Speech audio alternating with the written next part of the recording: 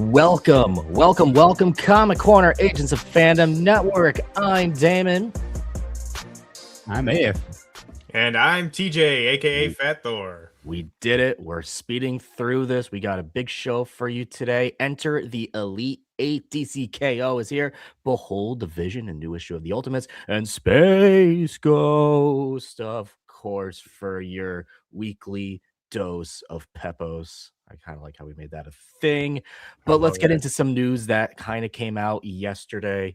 I was reading deeper into this. I don't think this is like official yet, just based on what Gunn has tweeted. He said he essentially re-announced that Mr. Miracle coming out is going to be a DCU animated show. People are immediately saying DCU, that means canon. We're going to act like that's the case here. No, I think he confirmed that. It's in the Threads post. It says it's DCU Indeed. animated show. No, and then somebody asked, is it canon? And you said, indeed. Great. Cool. That makes this conversation even more important because TJ and myself have read this book, Tom King's Mr. Miracle. We both really like this book. It is a really heavy book, but the key thing about this book is it is Black Label AF. I know you're interested in reading this too. You ordered it. You're going to be reading it soon. Yep. The big thing about this book is Black Label. It has some things in here. If this is going to be officially DCU canon, they're going to have to change drastically without getting to spoilers for you. But there are some major key New God characters who have died, essentially, by the end of this series. Key characters, huge characters that died, that I assume, and TJ will also probably assume, that's going to be rewritten in a certain way. However, I am really looking forward to this because I love this story. TJ, I know you love this story. I want to ask you this. We've already talked about when this was announced, what our thoughts were on this, but I want to hear your thoughts on now that this story is officially DCU canon. Yes, people, we are getting Big Barda officially before Batman. As it should be. As it should be. And I'm honestly all for it. And I'll say, and obviously this is just my 2 cents, my opinion, but I will say from my perspective, I would say people maybe if you're upset about this or like worried about like, oh, how are, like you were just saying, Damon, there's a lot of things in this story that are most likely not going to be in this show. But again, I would caution everybody, just pump the brakes a little bit. And the reason why is because for me, and everyone takes away their own meaning and, you know, whatever from a story, especially something like this, which is kind of ambiguous. I think at the heart of this story, it's really a story about Mr. Miracle and Big Barda and their relationship. And I mean, the whole kind of crux of this story, without spoiling too much, is Mr. Miracle is the god of escape. He can escape anything. But how do you escape yourself? Like your own mind, like what your own emotions and your past. And so to me, I think as long as they stay with that theme and they focus on Mr. Miracle and Big Barda, which, like I said, the book very much does, I think we could get a show that is very much like the book, but we don't have to get into the very kind of complicated issues that go along with the new gods. And like you said, we have a lot of new gods that don't make it out of this story, which obviously if we're introducing them to the DCU, we're going to be introducing those characters to, I would assume, stick around at least for a little while.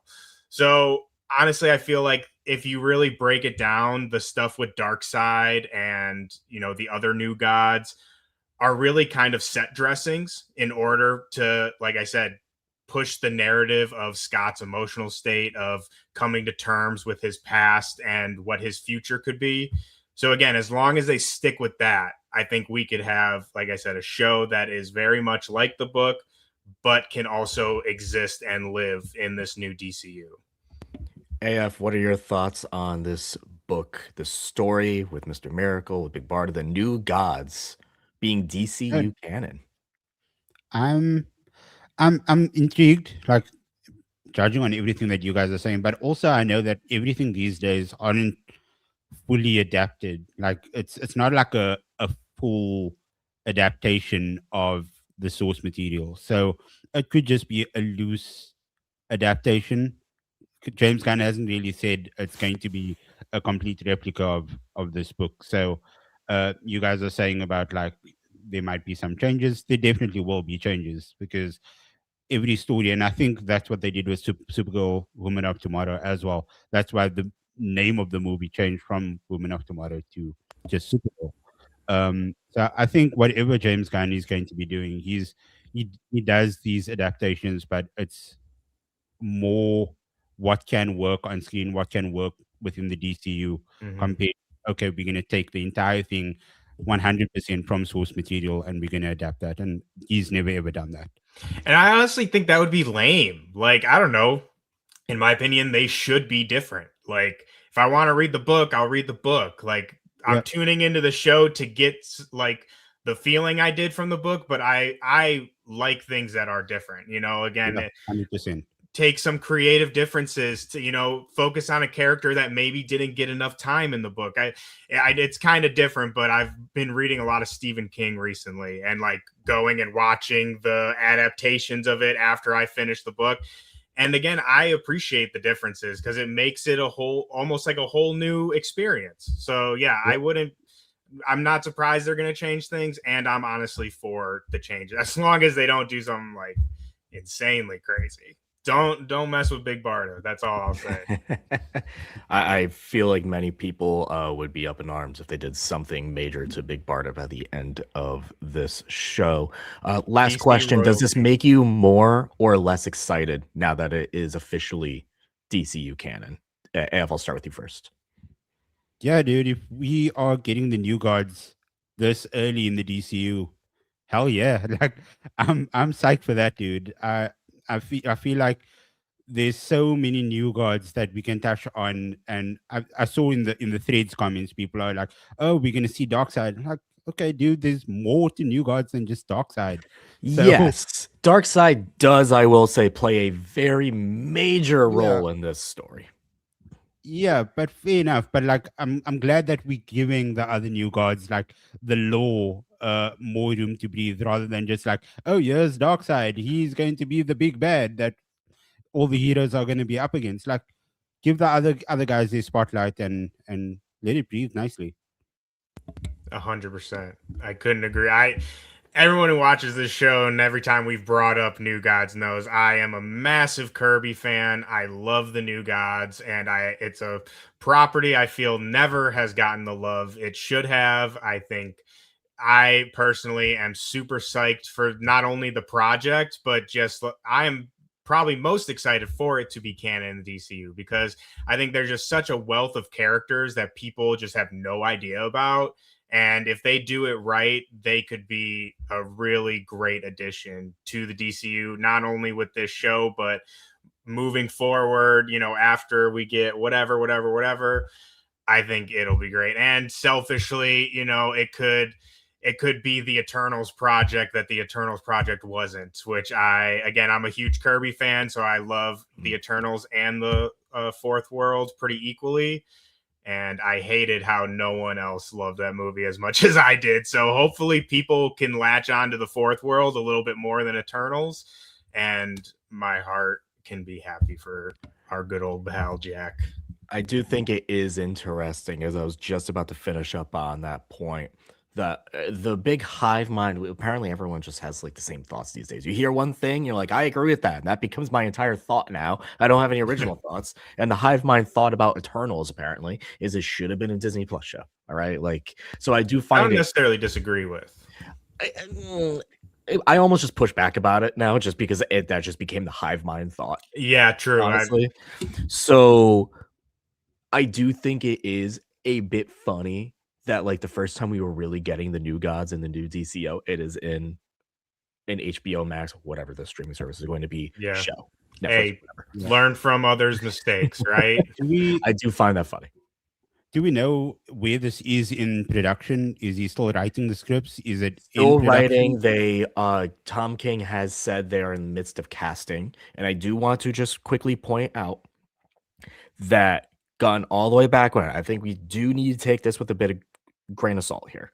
because this goes back to the original year Announcement. 0 announcement that Gunn said when you cast someone for an animated show, they will also be They're live cast action, for yeah. their live action counterpart. Which that's right? interesting. So I think I'm going to be very keen on the names that will be Mm. brought up for this, especially on the big Barda side. Mhm. I think we're all very excited for this. I just want to have that quick discussion just because that news came out yesterday. And the second that it was announced that it was DCU canon, I was like, oh, well, that story is obviously going to change. Speaking of changes, there's some changes going on in the tournament style landscape every single issue, seemingly, of DCKO. This is written by Scott Snyder and Joshua Williamson, artists Germanico and Javier Fernandez, colorist Alejandro Sanchez and letter Hassan Osmani Alao, with editors Marquise Draper and Paul Kaminsky. I've been like lukewarm on DCKO. I think it's fine. The first issue, I want to say, it was the first or second issue. I was like, oh my God, this turned into Fortnite, where we're just going loot crate box unloading and looking for mythical artifacts and going crazy on each other before you get into the actual 1v1 tournaments that this is all turned into. We are now into the Elite 8, TJ. But naturally, there's an asterisk because every single round, something has to be done to subvert expectations. So when you do have a big cover featuring your Elite 8, it's a little bit more than that, and you get surprises. It's not just straight up what it is. This surprise, I'm going to have to go into spoilers for this because there's no way in this issue really not to. This Elite 8 surprise is each member is able to bring back a fallen hero or villain that previously was downed in this tournament, with the exception of the one individual who has gathered the most Omega energy, which is essentially just like the most chaos energy that you could bring. And who left could have possibly given the most chaos energy then? The Joker, who just snaggled his way into this tournament in the first place, right? So he is able to pick anyone from any multiversal storyline ever. And we have some really fun matchups. Joker goes 1v1 with Zatanna. Zatanna picks John Constantine. And originally, TJ, here's the big spoiler. If you do not want to hear about this, skip.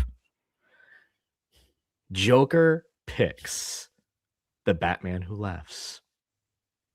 Seemingly, there's something off, though, because there is a twist. Because he's like, nah, I'm kidding. It's not the Batman Who Laughs. I know who I'm up against. These two can take him down. I'm picking Mr. Mixix-Pitalik. And he becomes Emperor Joker. Yes. And yeah, that's game for them. It's game Yep. set match. A fifth dimensional imp. The fifth dimensional imp. So he wins that one. Big Barda is chosen by Wonder Woman. They go up against Cyborg and Connor Hawk. With all due respect to those two, that was game set match by that pick. I believe Aquaman picks Hawkman. Who did they go up against? Aquaman and Hawkman. Why am I drawing a blank on the opponents? Because I'm remembering the Green Lanterns one. But yeah, so the Green Lanterns guy picks Aquaman and Hawkman went up against Lex Luthor and Supergirl. So I'll get back to that. The Lanterns go up against Superman. Superman picks Shazam. It not going well for him, but the big twist is Shazam can not only just give himself power, he can give someone else power. And now imagine Superman with Shazam powers. That's like super OP. Super OP, Superman wins. And then the fun one, I actually thought this was really clever. So Lex picks Supergirl, and Supergirl immediately turns and it's just like, why would you ever think I'm fighting with you? Like, why would you ever pick me? You're an idiot. Well, naturally, Lex Luthor has a bunch of kryptonite on him. He has a red kryptonite with some silver kryptonite. It's just like a little concoction of kryptonite to create this giant monster Supergirl that completely tears Hawkman and Aquaman to shreds. Those four move on. We did it. Fun times. Who will they be facing each other in the Final Four. It's not so much a Final Four. We're back to an Elite Eight, TJ, because they will be facing a version, at least. I don't want to say it is them, a version of Absolute Batman, Absolute Superman, Absolute Wonder Woman in a dark side controlled booster gold. Yep. I don't think I also don't think it's them because they just the way that they were drawn, like Demeanor. they Yeah. look completely different. They look like completely different characters to the ones that we've been reading in all of those Absolute books. So I think it's definitely different versions of them. I'd be very surprised if they're like, okay, these are the actual characters that you've been reading about all this time, which I think would be uh, a pretty bad way To to introduce them, if their like, mannerisms are different. They look like Omega versions Yeah, of those like absolute characters. That's what, like, they're like grinning in a certain way, especially Batman's like grinning in a certain way. I'm like, there's something off. Darkseid's Legion of Doom. They basically have their sort of characteristics. So I really enjoyed this issue. I thought it was a lot of fun. I do think that the Batman Who Laughs was a cheap pop, but it got me. Mhm. It was as TJ and I have said in the past, a hoot and holler moment. And then when it turns into Mr. and Mrs. Pitalik and the Emperor Joker, wherever it all, I was like, okay, now we're going there. I'm a bit sad Zatanna lost, but in reality, I feel like that's the only way you can make her lose is if you bring out the fifth dimensional imp to deal with her. Yeah, I fully agree. I remember when we did the bracket right at the beginning, I think I chose Zatanna to win the entire thing. And that's just mainly because she's this like sorceress and she's amazing with what her power set. And obviously the writers, they think differently. Okay, let's have one of these characters choose anybody from any multiversal timeline, and yeah, that's the way to get rid of Satana. So good on them from a creative standpoint. Now that we know our final four of Lex Luthor, Joker, Wonder Woman, and Superman, is it anyone but Superman at this point? Mr. Pitalik. No, I don't think so, because of solicits that I've read for future Superman issues. So yeah, I'm gonna leave that at that. I will say this, as with every solicit we've gotten for this, there's intentionally a swerve. That's true. Scott Snyder has said that they are soliciting things intentionally. They're being careful with it. Who do you think? I think it's Superman. It's either Superman or Joker. I originally picked Lex, but now that we already see Lex in the Absolute Universe and him coming, I kind of backed off of that. It was more or less because we hadn't seen Lex to that point that I was originally picking Lex. Did you notice how proud Lex was of Superman after he pulled the true intention of why he chose Billy as his partner? Mm-hmm. It was like a bit of like, I feel like the whole idea with this tournament, it's a huge test for Superman in terms of how far will you go to truly get what you want? Will you break your own rules? And that's where I'm like, I still think it'll be Lex in the end because I feel like Superman won't do it. Like it'll come down to those two. It'll come down to Lex and Superman. And I feel like Superman will have the chance, literally the moment to do it, and he won't. That sounds like a Superman thing to do. But the thing is, so far in this tournament, Superman is pushing boundaries like he's never done it before. Mm-hmm. So I wouldn't put it past him to get to that point in that final and be like, okay, I've been doing this entire tournament. Maybe this is one last final test for me, and I need to do what needs to be done. And he probably does something nobody thought would even be possible. And that's why whatever happens in the Superman titles in a few months' time happens. We will see. We will see. Something Scott Snyder did say that I do really, really, really like is that he said after DCKO, they have no events planned. and they will continue to have no events planned unless someone comes up with a really good idea that needs to be told. But they're not I love forcing that. events. No, I love that. Thank God. I'm so sick of events, dude. I'm so sick of events, honestly. We say we're in the event age. TJ, you say that quite often. I'm a bit over. I think this has been fun. No, I think it's, this I has been mean, fun. I'm a nerd at the end of the day. You put all the toys together, I'm going to have a good time, most likely. But it's just like, it just feels like every other month there's some kind of the Yep. world's ending again. The world's ending again. It's just like, Jesus. All right. AF, rating on the book. I'm giving this one a 4 out of 5. I am right there with you. I think this is a very fun 4. Since I don't have anything necessarily to say about this book, can I throw out a nice fun fact for everybody? Give me a fun fact. Did you guys know that Mr. Mitzpidlik, however you say it, is one of the only characters that exists both in Marvel and DC? Mixpidlik has been in a Marvel, but like officially not Mr. outside of it. Yeah, go on. So Mr. Mitzpidlik is also the Impossible Man from Marvel, which people may remember from the Fantastic Four. And there's an issue, I think it's a Superman issue with Mr. Mitzpidlik, and at the very end of the issue, he comes to the Marvel universe and he sees the Fantastic Four, and they're like, "Wait, who the hell is this?" And he changes into the Impossible Man. He's like, "Oh, I always forget what I look like in different universes." So good. Yeah, I love so that. fun fact for I think the creators of Mr. Mitzpidlik also did Impossible Man. Like it's intentional that they're the same person. So there's my fun fact for DCKO for everybody. Can I give you a second one? Oh, dude, I love facts. Yes, please. Stan Lee. Stanley. Stan Lee's been in both DC and Marvel. Oh yeah, true. Mr. What is it? Mr. Fantastic something? Oh, he was straight up as Stan Lee in like the Teen Titans Go animated. Yeah, movie. no, in Marvel though. In DC, he's a character. He's in Mr. Miracle. We just talked about it. I can't remember.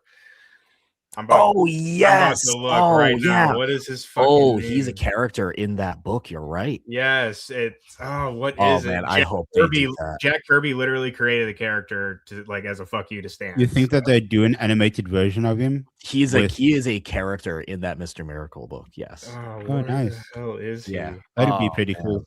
Yeah, chat. Someone Google it. If anyone's out there watching, Google it right now. Totally right. There's a Stanley ripoff character in there who, like, he straight up says Excelsior.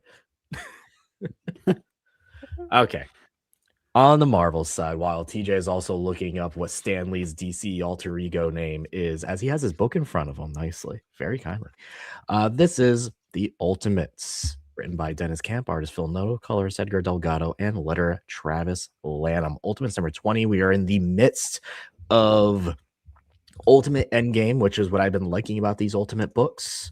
So far, the last couple issues is they feel like they are actually not only adding to the Endgame event, they're not advertising that this is an Endgame tie-in. This is just part of the overall Ultimate story. And I think that is really well done here. This issue is so good.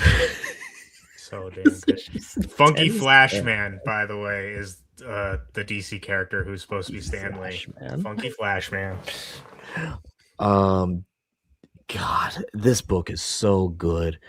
We are introduced at the end of the last issue to the new Vision, and TJ and I kind of joked about it at the end. We're like, oh, great. Another last minute character being introduced in an Ultimate book. Who could have seen that coming? But how stupid we were. Because how often do we constantly forget what the original Vision was? And that was the body of Jim Hammond, who was sent back in time in earlier Ultimates issues, and we totally forgot about it. See, and I was gonna say that last week. I had that like thought pop in my head, and I forgot to mention it. And then when I read this issue, I was like, "Oh my god!" I was like, "Wow, how dumb were we? We totally forgot because we just thought he died." Yeah, we're R.I.P. Jim, man.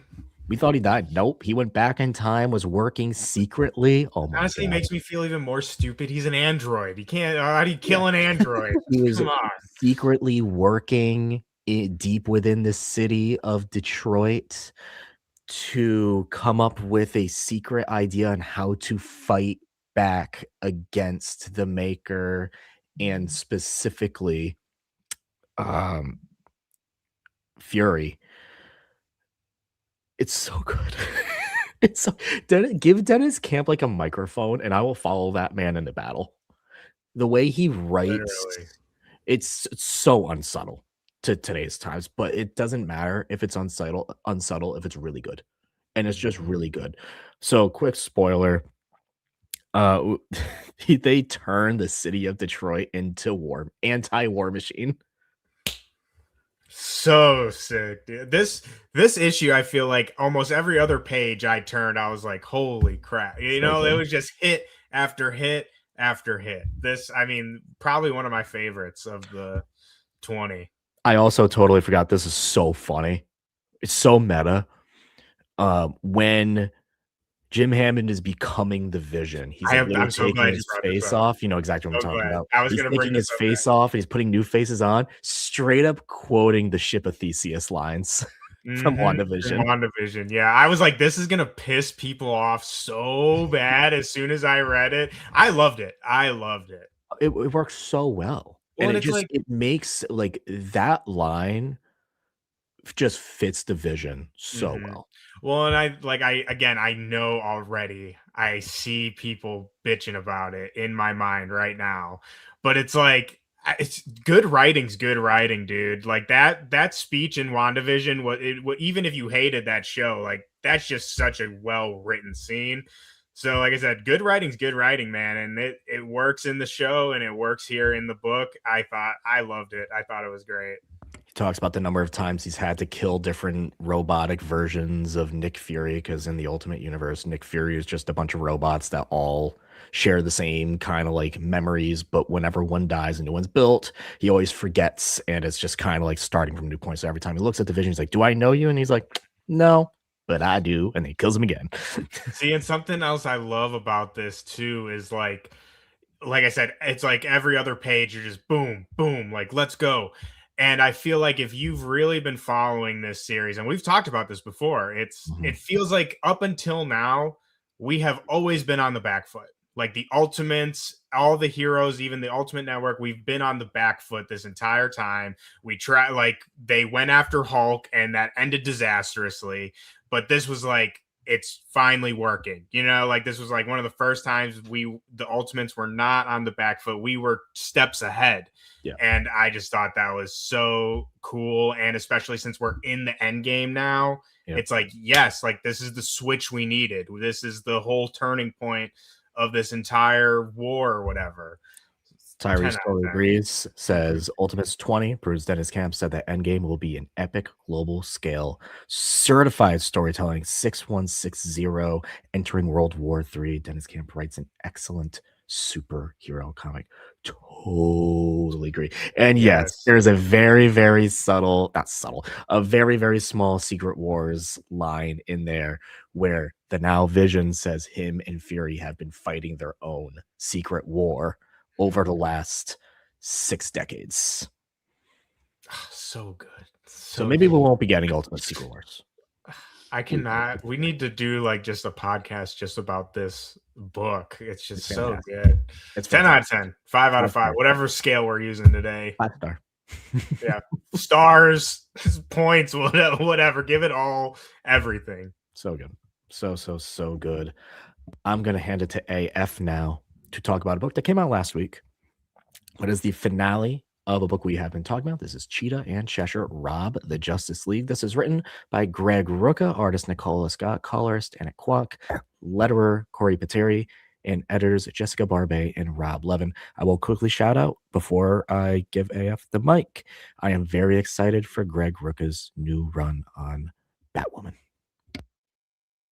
Dude, I just wish that he could continue with this team. This team proved to be so genuinely amazing. Like they just like they started to develop this chemistry and everything. So I'm like extremely sad that this is the finale.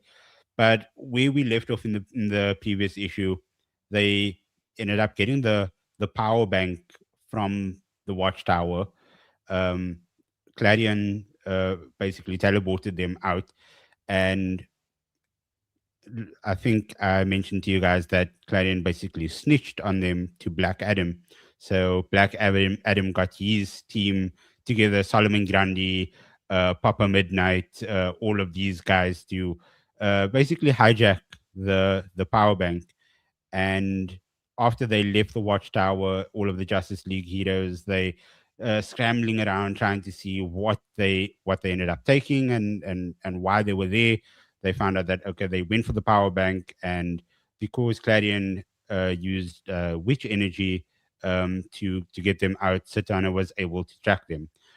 So they did that. They tracked them. They got to the same playing field as Clarion and his team, Black Adam, all of them, and then the Justice League starts going up against Black Adam because Black Adam took the power bank. So they're going up against each other, and as that's happening, the main team, Cheshire and Cheetah and all of these people, they start just extracting themselves a little bit, and it turns out it was all a ploy. Um, Cheshire and Cheetah, they told Clarion to snitch to Black Adam because the power bank isn't actually what they were going after in the Watchtower. While the entire Justice League was busy trying to prevent the whole power bank fiasco from going down, a couple of the members they went into the vault and they basically just ransacked that entire thing, millions and millions of dollars worth of trophies, um, armor, all of these things that the Justice League confiscated over years from the villains and stuff like that, all gone. So now it's all with Cheshire and Cheetah and the team. And the main part of this whole thing, and right in the beginning, I mentioned that Cheetah was having trouble with the god Urstakawa. I think that's the god that made her the cheetah that she is and gave her the power. He calls her his wife, his slave. So she's just done, and she found a way to overcome that. And in the Justice League Watchtower, there's this sort of idol thing that if you have the correct like incantations and stuff like that, then a witch needs to do it. So that's why she got Clarion in on the whole thing. They summon this god, and at the end of it all, Cheetah kills him, takes his power. She absorbs all of his power, and she's not a cheetah anymore. She still has some spots over her body, but she's now a human with some spots. But she absorbed his power, and he was a god, so she's now literally a god as well. It ends with the end and a new beginning.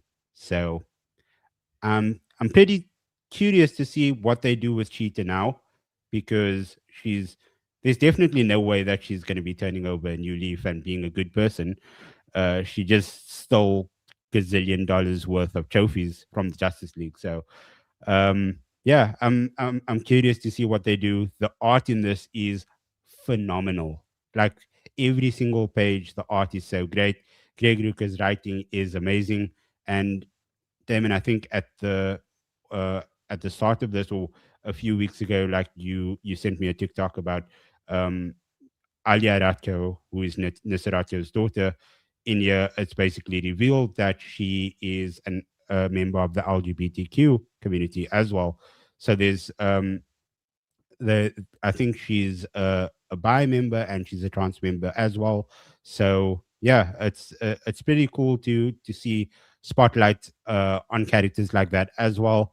None of those things are being left behind, and good on them. So yeah, I think I would give this one a 4 out of 5, but the entire series I probably give a 4.5. I thoroughly enjoyed this. Could you see any of this continuing in Greg Rucka's Batwoman, potentially?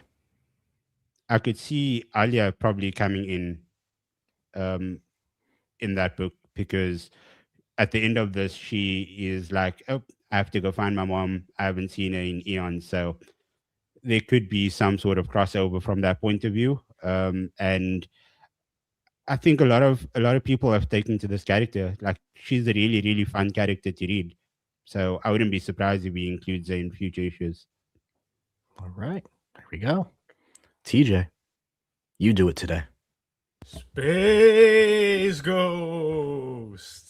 One of my favorites. I forgot what you said at the beginning of the show, but it was really good. But our weekly check-in with Papose. It's our weekly dose of Papose. I love it. Weekly dose of Papose, baby. But Space Ghost number 7, volume 2.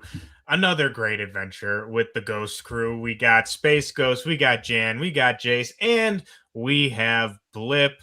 Blip gets to jump in some of the action this week.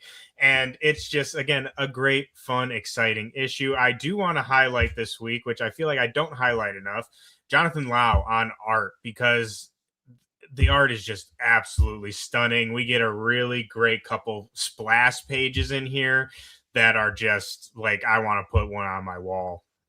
Kind of like a Superman homage type with Space Ghost just kind of floating in the air. Really, really great. And I also love about this issue, which is, I don't want to say the first time, but I noticed it more, is a long time ago, probably forever now, but we had David on the show not a little bit ago. And I remember him talking to me about Space Ghost, I think maybe before it even came out. And he was kind of saying how he's an interesting character because he kind of has the like Batman vibe of like, you know, brooding and kind of like, you know, instills like fear in people, but also kind of like has the powers of Superman where like he can kind of do anything with the gauntlets and whatnot. And I feel like this issue, we've really got like into the Batman side of Space Ghost. Like we get a really cool scene of him and Jan investigating this murder, like typical, you know, he's got the flashlight, like detective Batman style. And we get a good couple instances of like, you know, the thugs just being like shit in their pants over Space Ghost. You know what I mean? Like he's a scary dude.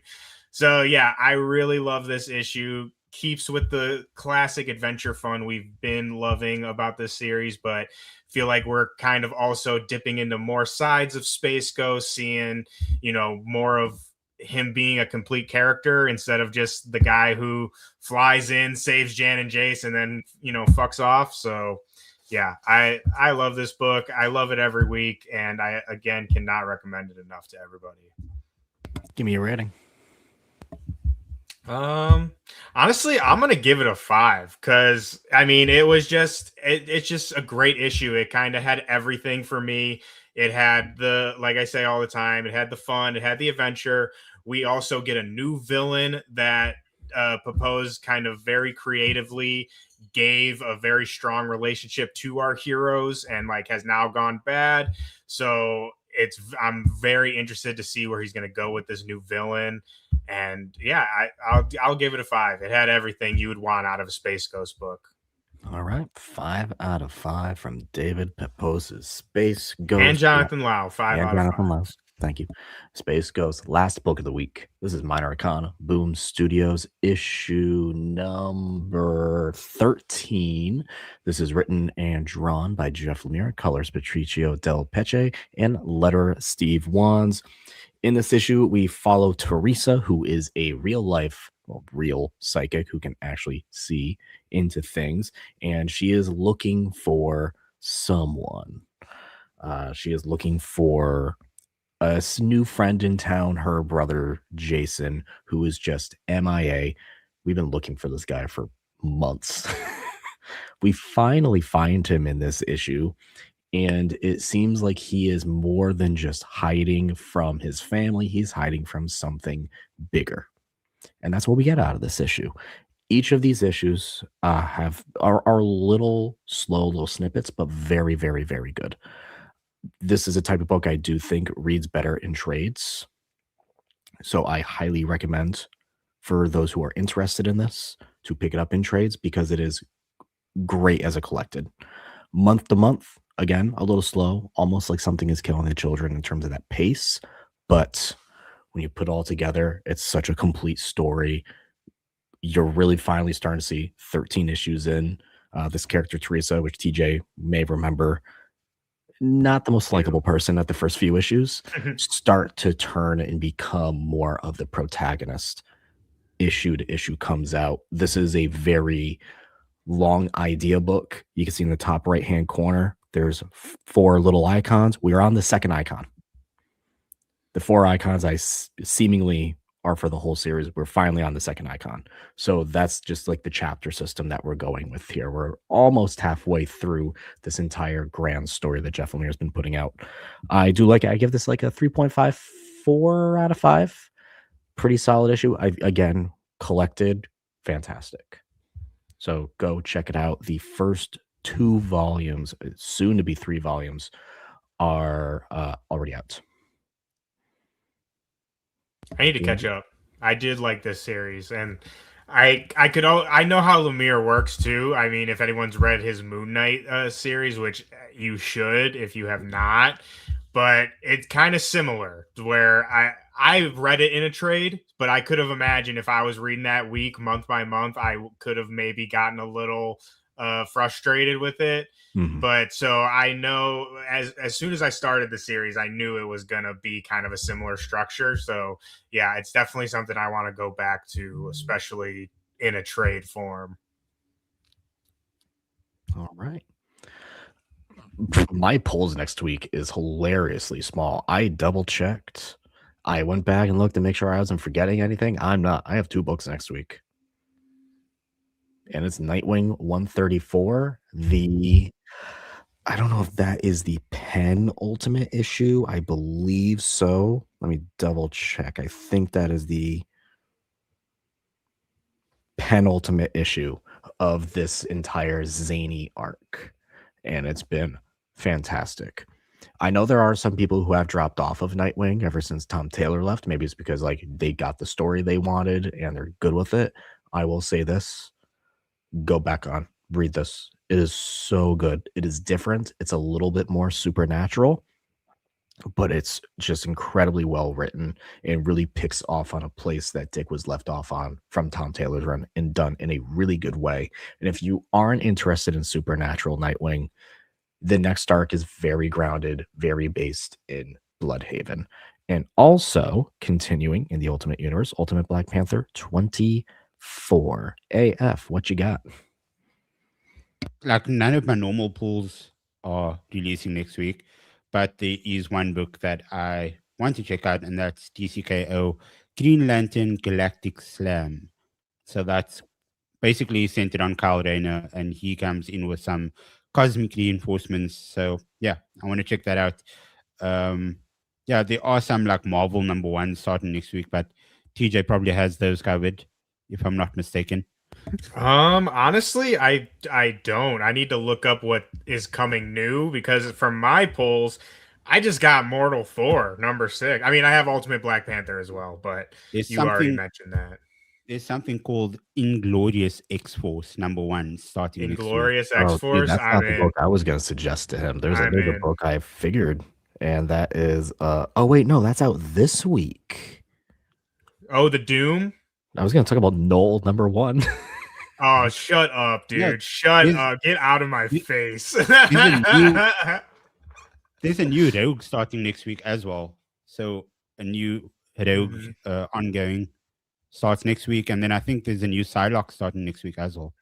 Oh, heck yeah! I need to catch up on the new stuff coming out. I'm like so focused on just getting week to week that I always forget to see what new is especially if it's from like a writer I'm not necessarily following. Sometimes things pass my radar. Yeah, I think Inglorious X-Force is Tim Seeley, if I'm not mistaken. Oh, okay. Oh yeah, I see it. So can't interest you in Knoll #1? Dude. I'm gonna leave this pod, man. I'm logging off, dude. Well, before leaves, I'll wrap it up. That'll do it for this issue of the Comic Corner. Thank you all for tuning in. TJ, Tyrese, thank you so much for joining us in the chat. We will be back next week, of course. Right? Let me double check that. We will be back next week, of course, to chat all of our new comics that come out, including Nightwing including mortal Thor, and Ultimate Black Panther. Check out your local comic shops. Go to comicshoplocator.com to find the nearest comic shop near you. And until next time, everyone, take care, stay safe. Go read a comic book.